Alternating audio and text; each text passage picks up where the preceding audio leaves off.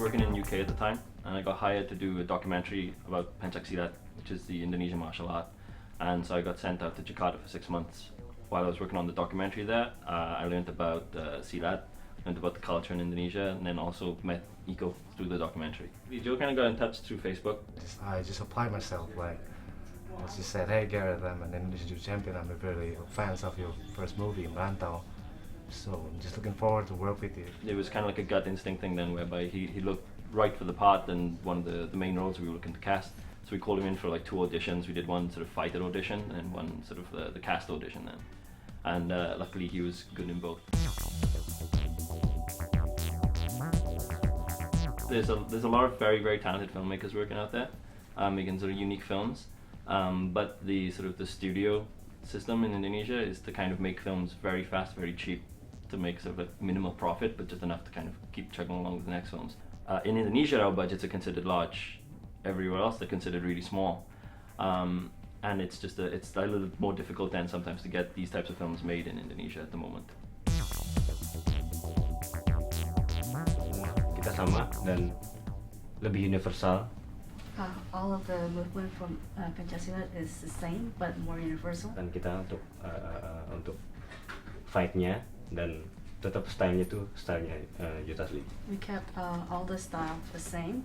We kept his style, which is judo. One of the things we did was look into ways to kind of incorporate what each fighter brought to the film. We didn't want to kind of force them to do silat. We wanted to give them an opportunity to kind of have their own chance to shine in a sort of fight style that they're more comfortable with.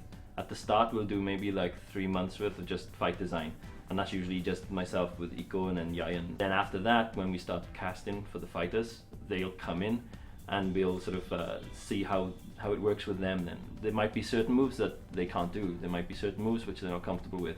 So then we'll revise and sort of rework the choreography with like whatever they feel more comfortable to take on board then. One of the things we learned on Merantau was that, like, I mean, we were all very like proud of the film and we love it in its own way, but the one thing that kind of stood out and the one thing that was kind of across the board in terms of feedback that we got was that it took way too long to get to the first fight. You don't want the audience having to wait 50 minutes to give them the action, to give them the goods, and so we wanted to have at least like one sort of thing, what the hell moment every 2 or 3 minutes or something. So we needed like these little big moments in the film then peppered throughout.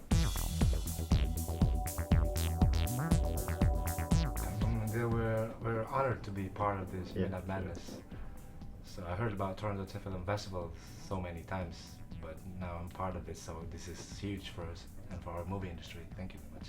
You kind of take a look at the sort of the past alumni of the Midnight Madness lot, and like all these directors, and some of them returning as well for this festival, are filmmakers that I've kind of looked up to like throughout since I was like young all the way up until now. So to be a part of it is overwhelming. It's hugely humbling as well. When it comes to the action scenes, so much of it is like a visual thing. You don't need to really understand the language to kind of get the message across of what the film is about.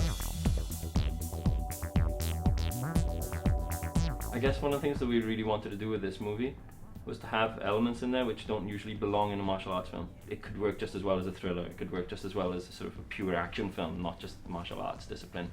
And then we wanted to put little like touches of like horror film in there as well. That was one of the things we wanted to do right from the beginning, and that's one of the things we tried to do with Merantau as well, was to kind of combine and fuse different genres together.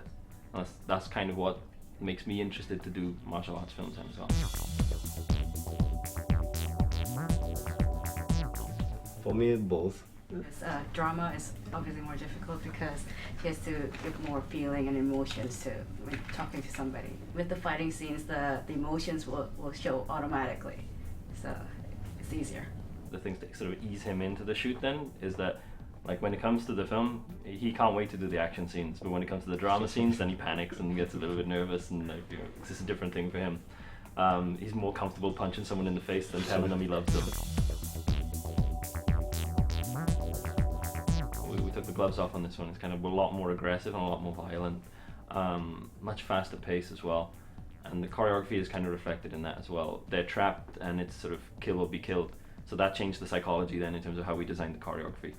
So every time he faces an opponent, that guy has to kind of be on the floor by the end of the fight and not be able to get up. They're not going to be able to attack again. So that's a big difference from the first movie. It's a lot harsher and hopefully a lot more thrilling as well.